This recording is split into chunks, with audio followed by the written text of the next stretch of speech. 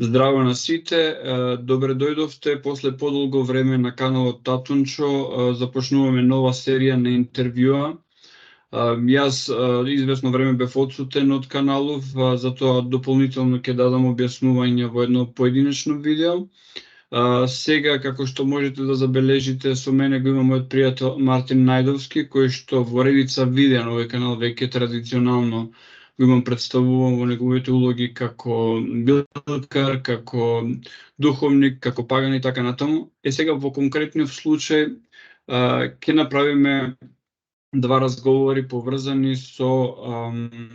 одредени пагански традиции кои што се актуелни во периодот што доаѓа. И јас морам да кажам дека ова го правам затоа што секоја година кога се повторуваат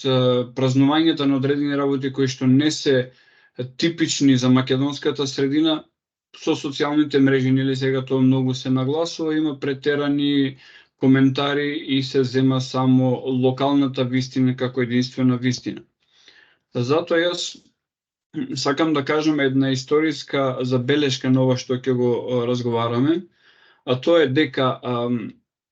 во времето на Исус и неговите апостоли, 12 апостоли, себе си не се доживувале како ништо друго туку како евреи и представници на еврејската духовна религиозна практика. И во самите евангелија е запишано дека нивниот интерес не оди надвор од она што значи еврејска, односно јудеистичка традиција. Тоа кога се менува? Тоа се менува кога на сцената доаѓа Савле од Тарс, или подоцна попознат како Павле, и во христијанството многу нормално познат како Свети Павле, кој што одлучува дека идејата за Исус, кој што никогаш го нема видено со сопствени очи, и христијанството тој најдобро ќе ја представи не помеѓу евреите, туку помеѓу неевреите, или како што се употребува зборот незнабожците, односно во тоа време паганските граѓани на римската империја. Се извинувам. За да таа идеја за Исус ја направи поблиска до ова население, тој бидејќи бил добар продавач, сватил дека треба веќе постоечките традиции, веќе постоечките празници и култови да ги спои со оно што значи христијански култ. Така што ние сега ќе се обидеме од одредени празници да го тргнеме христијанскиот слој и да го видиме по стариот пагански слој. Тоа е како кога имаме една рака во ракавица, не можеме да ги видиме деталите на кожата и вистинската дланка, тука ја гледаме само ракавицата. Сега ќе тргнеме ракавицата наречена христијански слој и ќе видиме каков е оригиналниот пагански слој на одредени празнувања. Значи, пред да кажеме за што ќе разговараме, дали ти, Мартин, имаш забелешка на овој мој говед? Дали мислиш дека ја долови вистинската перспектива или би додал нешто друго? Вака, значи дефинитивно се сложувам со се што кажа. И токму затоа сме и денес, значи да се навратиме назад во првичните прославувања на повеќето од празниците, бидејќи јас стално велам дека сите религии се базирани на паганството и сите обичаи, верувања и слично се всушност базирани, односно го имаат својот корен во тие пагански обичаи, и многу е битно да луѓето знаат всушност од каде потекнуваат нивните верувања и нивните празнувања за одредени празници и слично, воено традиции, култури и така натаму, да не се со цел да бидат отворен ум и едноставно да видат од каде потекнува нештото за кое што можеби го обвинуваат или не го прифаќаат и слично, така да затоа и ќе се задржиме денес на таа тема да дискутираме. Така, ние како европска цивилизација немаме толку заеднички доперни точки културолошки и традиции. Сега зборуваме за традиции кои што се малку постари, кои што се поврзани нели со оние блискоисточни, сумеро-вавилонски или јудаистички традиции. Она што е актуелно во октомври или конкретно октомври е Хелоуин. Со глобализацијата, со Холивуд, со уште повеќе со интернет и со социјалните мрежи, буквално тоа почна да доаѓа кај нас преку учењето, да речеме, на англиски јазик, кој што е дел од културата која што го има како свој празник Хелоуин, стана се попопуларен и кај нас. И сега имаме тука и еден мал конфликт, дали е тоа празник во кој што нели се обожуваат темните сили или се обожува сатаната, или тој празник има некаква поинаква символика. Например, јас би сакал да те прашам што представува Самахин, древна келтска прослава и како е таа поврзана со ова сезона во која што се прославува. Да. Значи, првично мораме да видиме зошто конкретно овој период се прославува така наречениот Хелоуин и зошто буквално овој период? Од причина што првен Хелоуин како да кажам празник е всушност католички празник кој што уште познат како Ден на сите светци. Но овој ден, значи, католиците го прославуваат, знаеме на кој начин, каде што се маскираат и така натаму. Меѓутоа, корените на овој празник се дури во далечно келтско време, каде што оригинално, да кажам, празникот се нарекува Солвен, на кој што всушност Солвен во превод значи крај на летото, односно самиот празник значува крај на летото. Првично е празник кој што е поврзан со мртвите, односно поврзан со славење на мртвите, со предците, и можам да кажам комотно дека е буквално празник, јас обично го нарекувам паганската задушница. Значи, се што се прославува во христијанството за време на задушница, тоа всушност се прославува и, да кажам, за Хелоуин, Солвен или така натаму. Меѓутоа, зошто баш овој период и слично? Поради тоа што во паганството и паганските традиции, значи, постојат празници на 3 жетви, односно берби. Првата берба е всушност на 1 август, каде што се прославува Лунаса. Втората берба е Мабон, која што е всушност есенскиот еквинокс, односно на 21 до 23 септември, и третата берба е всушност на 31 октомври, каде што веќе гледаме и со промена на времето дека овој период листовите паѓаат, дека веќе нема живот, дека веќе буквално преминуваме во темната страна на годината, и затоа овој празник е поврзан со темнина и слично. Меѓутоа, не темнина од аспект на нешто лошо или нешто злобно. Јас стално викам дека овој период е баш буквално посветен темнина во смисол на повторно раѓање, на прераѓање на работите. Бидејќи многу е лошо да осудуваме дека темното е секогаш злобно, доколку размислиме дека всушност семињата кои што ги посадуваме во земјата, они всушност во темнина се развиваат за потоа да испаднат повторно во светлина. Истото се случува и кога сме всушност како бебе, значи самиот ембрион се формира во темнина, па потоа кога пораснува во дете, односно излегува од мајката, на тој начин, значи и темнината поврзана со овој период е токму со прераѓање, односно самиот тој циклус на животот. И не е само во паганството, да кажам, овој период на кој што се слави Солвен или Халоуин, туку во многу други традиции, значи, овој период е посветен на мртвите. Како што кажав, првиот тој празник, односно зачетокот е на 31 октомври, познат како Солвен, и уште е познат и како Вештарска нова година. Зошто? Бидејќи за келтите, за старите келти, они од токму од 31 октомври па натаму почнувале со сметање на нова година, односно на 31 октомври завршува старата година и започнува веќе другата година. Меѓутоа, ако гледаме за сезонски, значи ова е веќе период каде што почнува се да изумира, зашто тиквите се актуелни, да кажам, за Хелоуин, тоа е и јаболките исто така. Тоа е поради тоа дека всушност тиквите и јаболките се последна жетва, дека веќе нема берба, значи плодовите, шумски плодови, шипинки и така натаму, глок и било што, значи веќе се собираат овој период и веќе после 31 октомври, значи го немаме тоа, односно навлегуваме во темниот период на годината, се до јул, односно јас како што го нарекувам паганскиот Божик, каде повторно веќе светлината почнува полека да излегува. Значи на 31 октомври е ден кога ноќта е најдолга, каде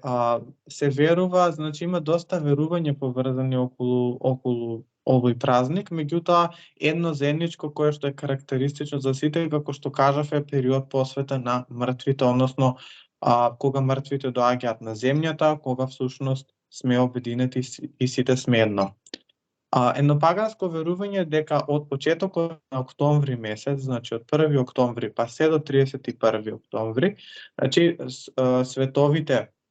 односно светот на мртвите со светот на живите, полека доаѓа поблиску, се каде што на 31 октомври всушност световите се преклопени, односно затоа и овој период најчесто има доста паранормални активности или доста луѓе искусуваат одредени работи кои што можеби ги сонуваат нивните сакани, односно починати, или добиваат некакви знаци, тоа бидејќи на 31 октомври, како што кажав, порталот е отворен, односно димензиите се отворени, па така духовниот свет и светот на живите се преклопени едно врз друго. Во паганството, како што кажав, овој празник познат како Солен. Нашите стари Словени исто така го празнувале овој празник и токму на 31 октомври, каде што за нашите простори овој празник е познат како Велесовата ноќ, односно ноќта на Велес. Знаеме дека богот Велес е всушност бог на подземјето, каде што на оваа ноќ, повторно ќе кажам, се слават боговите на подземјето, боговите на темнината и всушност нашите предци. Доколку пак сега се префрлиме на друга страна, во предело, да кажам, Мексико и слично, исто така го слава денот на мртвите, така го викаат Las Días Muertes, кој што го слават на 2 ноември. Значи можеме да видиме како веќе сите повеќето традиции, значи го слават овој период поврзано со мртвите. Потоа, во христијанството, мислам дека се слави исто задушница, есенската задушница на 5 ноември, каде што повторно, иако јас стално велам дека оваа задушница, значи на 5 ноември, всушност превземена, односно додадена отпосле, бидејќи првичната задушница се слави во април, односно она пролетната задушница, додека ова е додадена нешто подоцна од страна на црквата и повторно ќе кажам за да се може да се вклопи во самите тие празнувања околу мртвите и слично. И пак ќе кажам, многу не само во паганството, значи во многу други традиции и култури овој период, значи, е посветен на мртвите и се е буквално поврзано со подземјето и слично. Меѓутоа се задржуваме на паганските обичаи. Интересна приказна која што се пренесува од колено на колено од страна на нашите стари Словени и поготово јас оваа приказна ја добив од една моја пријателка Русинка, која што, да кажам, за нив е за тие предели актуелна, меѓутоа повторно ќе кажам е во склоп на нашите верувања, односно нашите простори. Се верувало дека всушност на 31, значи вечерта на 31 према 1, инаку се нарекува средбата на 5 богови. Всушност на раскрсница доаѓаат токму тие 5 богови, а тоа се Белобог, кој што е бог на светлината, Чернобог, кој што е бог на темнината, божицата Морана, која што е божица на зимото и на ладното, богот Велес, кој што е бог на раскрсниците и буквално портирот, да кажам, на подземјето, тоа е тој кој што ги држи клучевите на подземјето. Велес до душа го има аспектот на грчкиот Хермес или римскиот Меркур. Така. И божицата Мокош. Значи, зошто овие 5 богови? Од причина што старите верувале дека буквално Белобог, кој што е бог на светлината, ги предава клучевите на Чернобог, односно символички предавање на клучевите, всушност предавање на сезоната, каде што сега Чернобог ги превзема клучевите и отвара портата и едноставно дозволува да темнината почне да владее, односно буквално, како што кажав, паѓањето на листовите, значи символички се промена на сезоната, значи од светлина во темнина. Знаеме дека веќе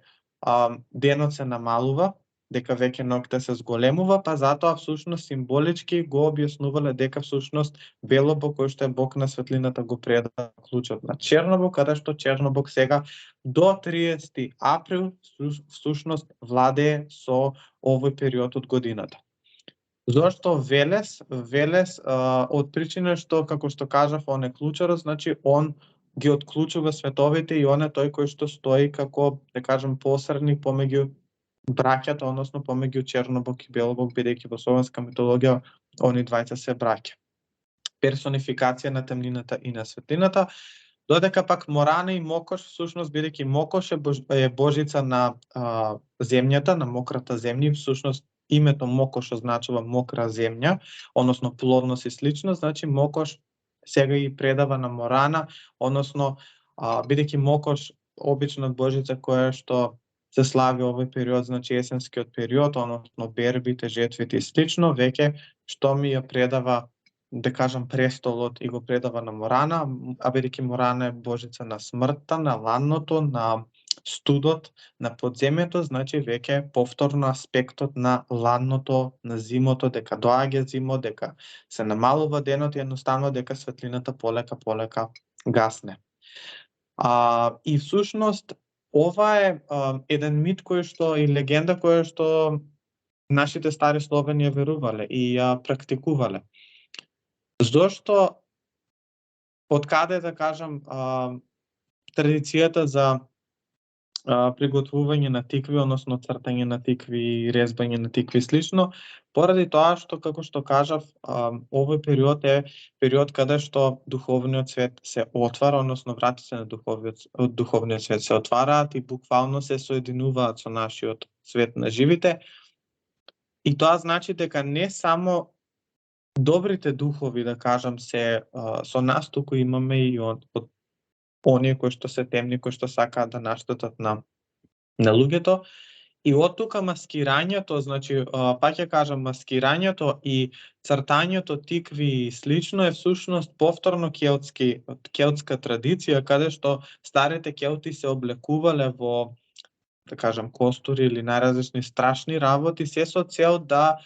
ги исплашат оние зли духови за да не можат да надојдат и за да не можат да им направат штета на луѓето. Ова е нешто слично како наша Василица, кога всушност буквално се маскираат и се со цел за да ги прогонат злите духови, односно да бидат заштитени. Буквално овој период и затоа е тоа маскирање кое што баш буквално пред некој ден гледав како родители реагираат, демек децата ги сатанизирате и ги демонизирате, моето дете е ангел, вие го правите вештрака или вампир или било што. Не е поентата дека нешто се сатанизира, па ќе кажам, ова е празник кој што е доста древен и не ја сваќам поентата како всушност на луѓето е окей да се маскираш за Василица, да е сосем окей и да се маскираш и најстрашна маска да имаш, а не е окей да се маскираш за празник кој што е доста древен и кој што се практикувал, значи години уназад, илјаници, и тоа од различни традиции, различни, па ќе кажам без разлика на народот и било што,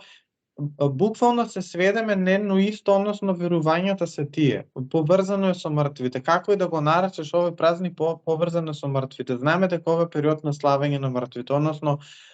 не буквално славење како славење, меѓутоа да кажам обединување со нашите сакани, и ова е период кога се потсетуваме на нив. Затоа и овој период се појавува кај некои луѓе депресија, анксиозност и слично, од причина што има доста нагли промени на времето, веќе е ладно, доста луѓе тоа им влие, да кажам, на нивното расположение, односно ги става во еден вид на депресија и слично, и пак ќе кажам, ова е период кога се потсетуваме на нашите сакани кои што се на другата страна, не мора да бидат тоа луѓе, значи може да бидат миленици, пријатели и слично. Исто така ова е период каде што сите тие декорации кои што се ставаат за Хелоуин, како што се тикви, костури, вампири, пајажини, било што, повторно ти кажам, тоа е од аспект на преплашување на тие зли духови, односно еден вид заштита за домот, бидејќи како што кажав, најактивни се на 31 према 1. Односно, да, на 1 ноември, 31 октомври према 1 ноември, каде што буквално портите се отворени. И ова е зошто се нарекува вештарска нова година, бидејќи овој период најчесто било изработувано она познатото летачко масло, односно летачкиот мелем, каде што возможувал да магично вештерките летаат. Инаку станува збор за масло, односно мелем, кој што е и јас буквално го правам и го употребувам, меѓутоа не би препорачал за некој кој што е нестручен во таа насока да го прави, да го употреба, бидејќи станува збор за масло кое што е исполнето со отровни билки, и тоа едни од најотровните билки на свет, каде што буквално грам повеќе употреба на тоа масло или на тој мелем може да доведе до смртни последици кај човекот, така да не би го препорачал некој да го прави, меѓутоа чисто го дам како информација од каде поврзаноста со летањето на вештерките овој период и слично, тоа бидејќи, како што реков, старите пагани, старите вештари, вештерки и магови знаеле дека овој период е, да кажам, се преклопуваат световите и многу полесно да се оствари комуникација со духовниот свет и да се добијат некои одговори, и затоа тие буквално овој период го изработувале тоа летачко масло, каде што го ставале на нивната кожа и овозможувало астрална проекција, односно тоа чувство на летање се со цел да преминат во другиот свет и да ги добијат одговорите кои што требале да ги добијат. Така, во тој контекст сакам да те прашам, значи, дали ефектот од таа крема, од тоа масло е всушност астрална проекција, да. А за гледачите што не знаат што е астрална проекција, тоа значи одвојување на нашето пофино тело од физичкото, односно проекција на свеста во тоа тело, а тоа тело ги нема ограничувањата на физичкиот свет, што значи слободно може да патува како низ физичкиот, така и низ по-суптилни светови надвор од овој материјалниот. Значи, би можеле, ова е тема која што би можеле да обработуваме, оние што сакаат да дознаат малку повеќе на оваа тема, пред 2 години зборував со Пане Андов, значи тоа е многу наблезен во темата астрална проекција, и ова што го кажуваш ти го има во книгата, значи пишана како сцена во книгата на Димитри Мерешовски, Животот на Леонардо да Винчи. Значи тука има една сцена каде што буквално, нели, една жена која што практикува вештерство го прави тоа, и начините на кои што го консумира маслото и начините на кои што нели го прави ефектот на летање. Значи, ова кажа за тиквите, јас би сакал малку повеќе, значи да видиме за ова околовошјата поврзано, рече тикви, јаболка, за приготвување на храна поврзано со овој празник, и повторно како делови од овие традиции, пошто знаеме дека келтите биле народ кои што се движеле, поминале и низ Балканот, колку од тоа оставиле како традиција и кај нас? Вака, првено околовошјето, значи како што кажав, символично, значи во паганството првично за секој празник, односно секој фестивал кој што го имаме, добро е да во тој период, значи тоа овошје или тие билки кои што се актуелни за тој период се најдат за време на ритуалот, односно како понуда на нашите богови и духови и слично. Значи, секој фестивал си има своја сезона и свое сезонско овошје или било што, меѓутоа, конкретно поврзано се пробувам да најдам дали имам јаболка, меѓутоа немам нешто сакам да покажам, меѓутоа нема врска. Зошто јаболкото првично? Ради тоа што јаболкото како што е, кога ќе го земеме и кога ќе го пресечеме на половина и кога ќе го завртиме буквално со ликот, можеме да видиме дека има ѕвезда. Односно тоа е тој пентаграм, односно обединувањето на 4 елементи во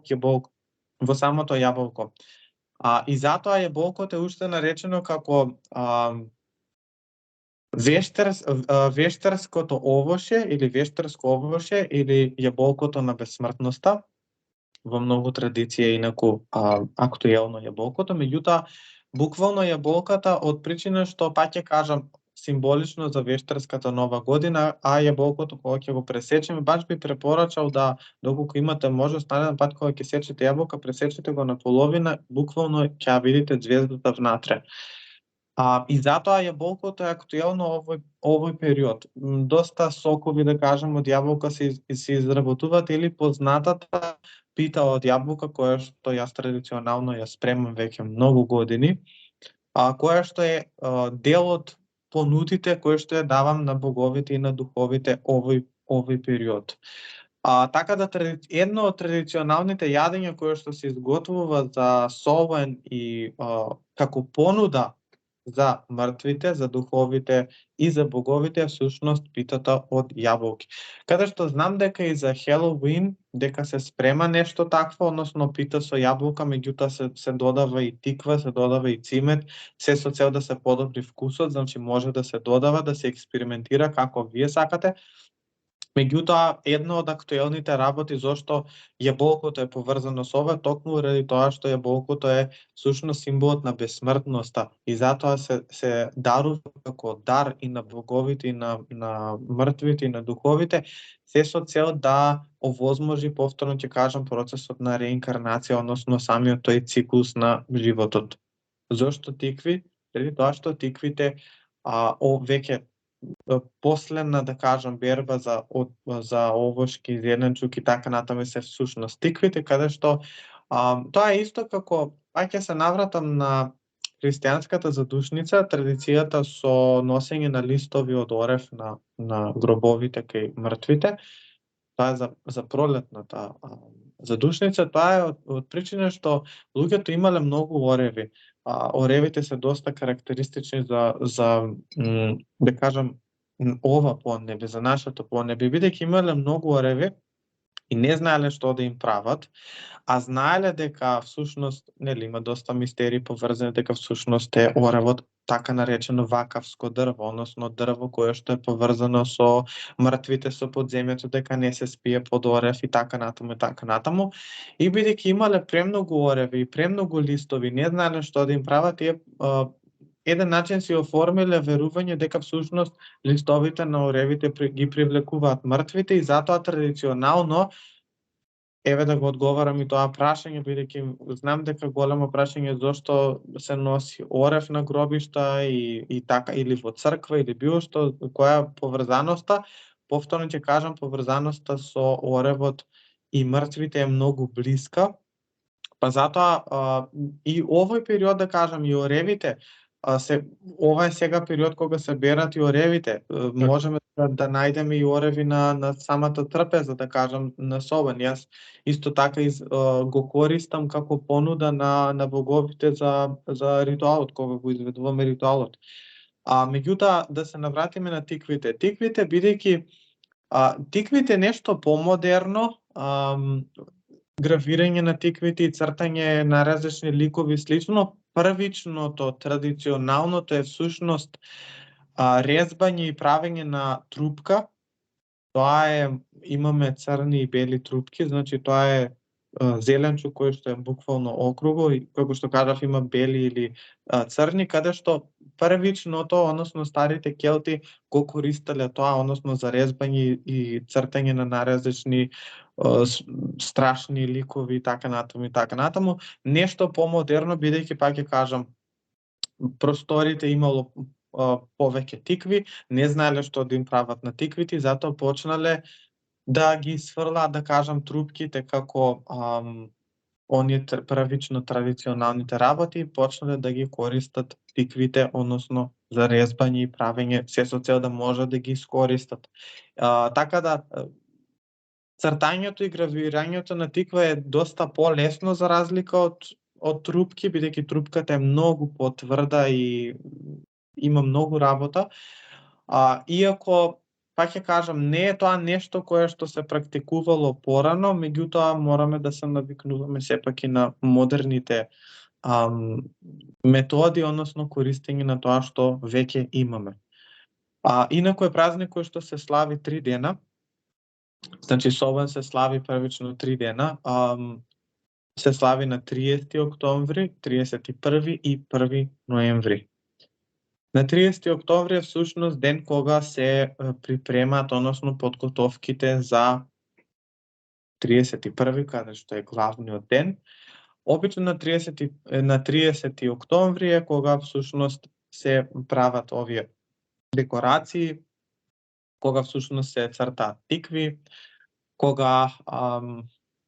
се почнува да се спрема за самиот тој голем ритуал, да кажем, кој што се изведува на 31 и воено ова е ден каде што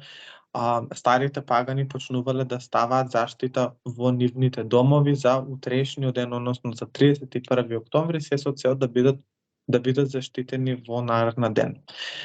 31 октомври е всушност самиот ден каде што познат како Халоуин, Совен, ноќта на Велес и така натаму, каде што веќе буквално световите се преклопени една со друга и најразлични активности кои што се изведуваат на овој ден е посетување на вашите сакани, односно на нашите сакани на гробишта, чистење на гробовите, носење на различни понуди на нивните гробови, како што се вино, алкохол, пченица, било што и да е, миризливо стапче како ова што го имам во моментов, откадување со темјан или било што. Исто така носење на јаболки е доста актуелно. Знам дека овде на овие предели, па и овој период околу задушница, знам дека се носат и доста јаболки на гробиште или се раздаваат јаболки, така да повторно поврзаноста со бесмртноста. Други активности кои што исто така се прават на ова ден, тоа е да се спрема еден мал олтар, односно мало место каде што наместувате, односно ставате слики од вашите починати или работи кои што можеби ги имате од нив или работи кои што ве потсетуваат од нив. Едноставно палење на свеќе како дар, односно како светлината, се со цел да може да дојдат во вашиот дом и едноставно да бидете обединети повторно. Тука би сакал моцат да ти поставам едно подпрашање, ако дозволиш. Значи, ги објасни 3 дена и, како што кажав на почетокот, и во христијанството некако се надобразуваат работите, односно конкретно во католицизмот, затоа што 31 е чистата паганска значи прослава, додека 1 ноември е кога се прославуваат сите светци, додека 2 ноември е буквално задушницата во католичката традиција.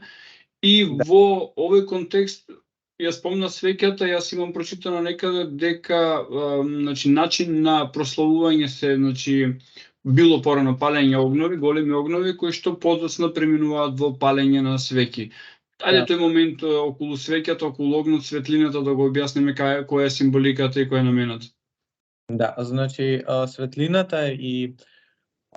сега првично традиционално е палењето на огнот, кој што го имале овие 3 дена. Меѓутоа, зошто огнот? Огнотот од аспект на заштита, значи од аспект на огнова заштита и протерување на злите духови и слично, меѓутоа и од аспект на бидејќи обично старите пагани како го изведувале тоа и буквално и во И ние паганите во модерно време го изведуваме така, односно тоа се изведува на 31-ви, односно така наречена сеанса кога се прави или самиот ритуал, каде што буквално се сите застанати во круг, во средината гори свеќа или порано горел оган, каде што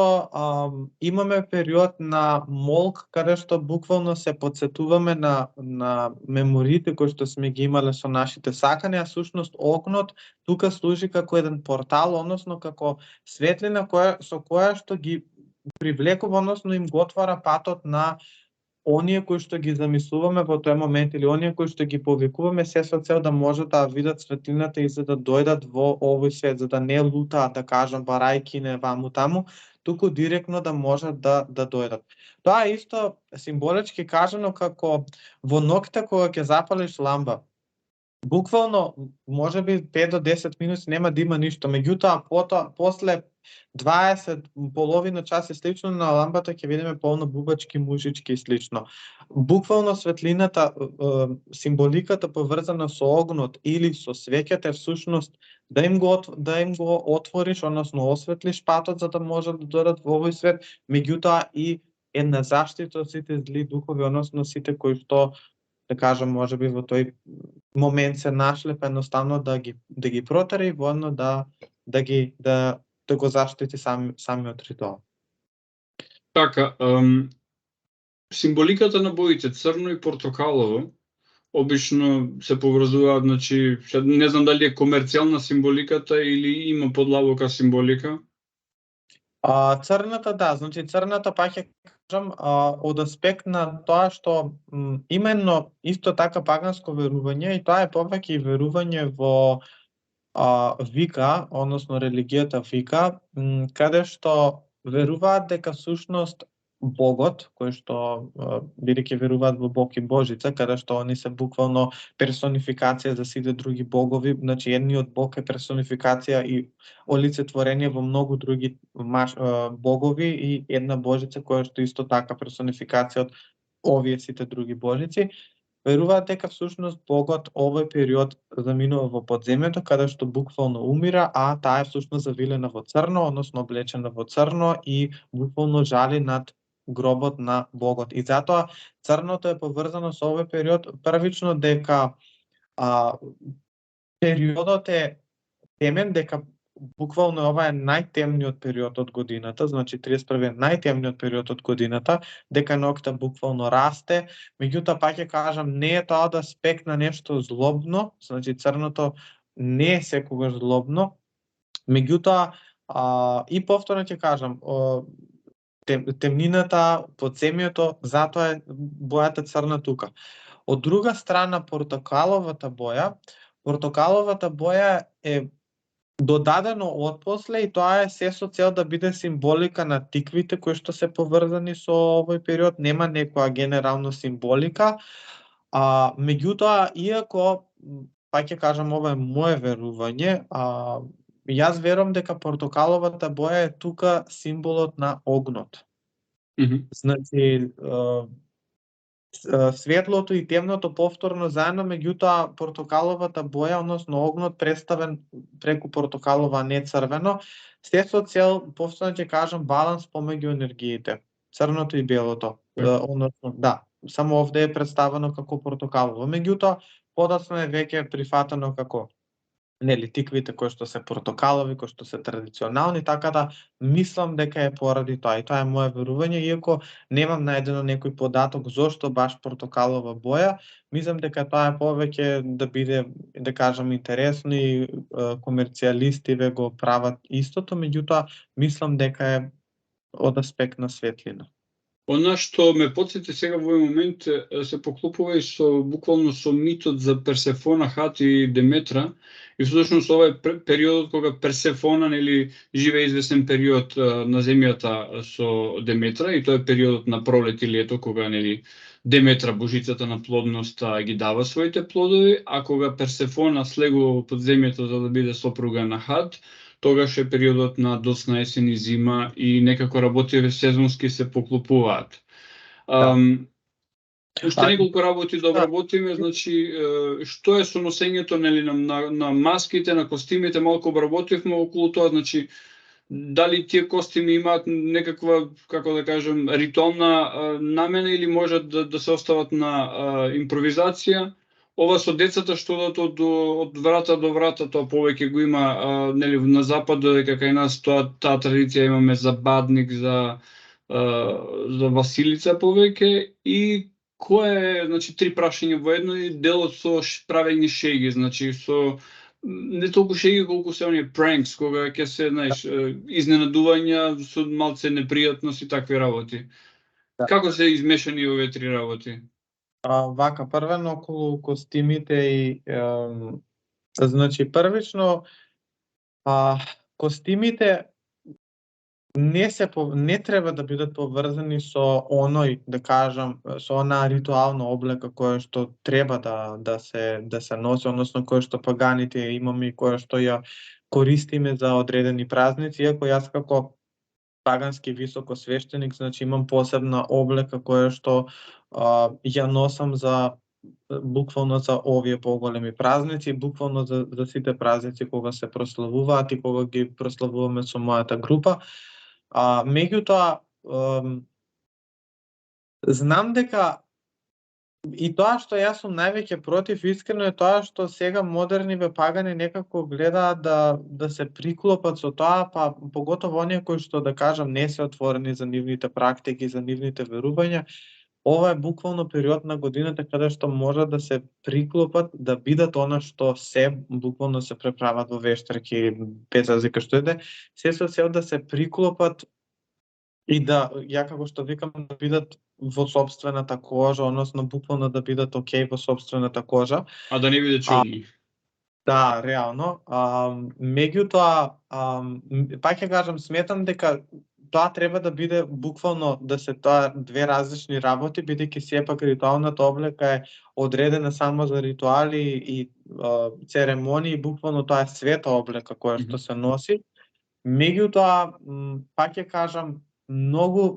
мораме да гледаме сега и во модерниот свет, иако порано не било тоа така, значи кога буквално се славеле овие празници не било така, значи тие две работи биле тотално разграничени и тогаш немале некои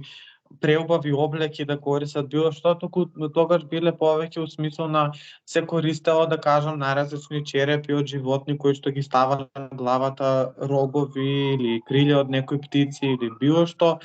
се со цел да се приклопат со, од една страна да се приклопат и со духовниот свет, бидејќи пак ќе кажам, во духовниот свет не е се сјајно, не е се светло, не се сите духови добри. Да веруваме дека сите духови се добри, тоа е како да кажеш дека сите луѓе се добри, не се сите луѓе добри, значи имаме поделени, имаме некои што се неутрални. И буквално тоа прекривање со маските е со цел и да се заштитиме ние, и да ги протераме тие зли сили, меѓутоа и да бидеме совпаднати со нив. Буквално како да се маскираш за да не те видат. Кога извршуваш некое криминално дело, значи да не те видат, да не бидеш приметлив. Буквално е символиката на тоа. Сега во модерно време тоа некако е и доста изменето, секој си практикува како сака и било што, така да мислам дека тоа е повеќе кој како преферира, иако пак ќе кажам, јас сум против тоа и него признавам тоа како такво, меѓутоа секој треба да си верува во тоа што си верува и да прави како си прави. Од аспект на пренковите со сладките и било што, тоа е повеќе реално нешто помодерно. Пак ќе кажам, од аспект на ако не направиш нешто ќе ти наштетам, доста демонизирано, доста и сатанизирано, каде што тоа не е буквално нешто кое што се практикувало, значи тоа е нешто модерно, кое што црквата го измислила се со цел да, ќе кажам, да го направи тоа нешто да биде интересно и да биде страшно и било што. Иако многу луѓе веруваат дека, како да кажам, дека тоа било некого у смисла на тоа е доста инаку христијански теории и слично, као дека му понудуваш на ѓаволот као или ќе ти дадам нешто или наштетим, и у тој контекст, меѓутоа пак ќе кажам, тоа не е нешто што се поврзува со паганството, или ние, бидејќи во паганството не веруваме во постоењето на ѓаволот, или тоа се христијански концепти, така да тоа го препуштам на тие кои што ја следат таа религија. Меѓутоа кај нас тоа не се сретнува и го немаме како традиција или како нешто кое што се практикува. Така да тоа е нешто модерно кое што е со цел да се направи да биде поинтересен празникот, да не биде нешто ептендо толку страшно, меѓутоа од друга страна да се издемонизира за да може да направат нешто како што на пример на нашите простори луѓето не го признаваат тој празник, и за разлика од луѓето на просторите каде што го празнуваат, да кажам окей, така да има нели различни мислења и теми на заговор. Така, јас ќе те надополнам со ова, дека јас на каналот на овој простор сакам значи да се негува плурализам на мислата, значи секој еден човек кој што има нешто да каже или нешто што практикува, да може да се искаже, да може да ги сподели работите и да малку да ги шириме хоризонтите. Ова никогаш не сум го кажал до сега. Имам покањето редица православни свештеници и во најдобар случај сум бил оставен на одговорот ќе разгледам и ќе ти се јавам и никогаш ми се немаат јавено. Така што луѓето кои што ја сакаат да ме критикуваат треба да го имаат во предвид ова, дека јас сум отворен за тоа, ама луѓето, односно представниците на таа религија не сакаат да разговараат. Единствениот христијански свештеник кој што прифати и веќе втор пат договараме интервју е твојот сограѓанин Филип Иванов, со кого ќе имаме интервју, кој што е човек кој што има буквално така отворен менталитет и ги почитува различните од себе. Јас мислам дека, Мартин, за Хелоуин бевме доста исцрпни и доста јасни и се надевам дека луѓето со ова видео ќе можат малце поинако светло да ги гледаат сите работи поврзани со него и се надевам дека помалку ќе се подпираат на Холивуд поврзани со Хелоуина, ќе читаат малку повеќе или веќе го гледаат ова видео. Да, значи уште еднаш ќе кажам, не е се како што се представува, многу од работите се подлабоки од она површинското. Луѓето треба едноставно да читаат, да ги гледаат и другите можности, да ги гледаат и другите работи кои што и едноставно да се интересираат, бидејќи мое сваќање е дека повеќето од луѓето е како ќе им ги доловиш работите, они така прават. Едноставно не се потрудуваат да читаат, да се распрашуваат, да ги интересира, да се интересираат, туку едноставно како ќе им кажат така. Мора да се биде широко, мора да се гледа од поголема перспектива, да се истражува, да се гледа, за едноставно да не дојде до некакви предрасуди, иако пак ќе кажам, доста предрасуди има околу ова и не верувам дека буквално ќе престанат тие предрасуди у смисол на поврзани со Хелоуин, не само со Хелоуин, општо за многу работи. Меѓутоа, бидејќи првично јас сум го поминал истото, и зашто буквално октомври месец е за мене доста посебен е поради тоа што буквално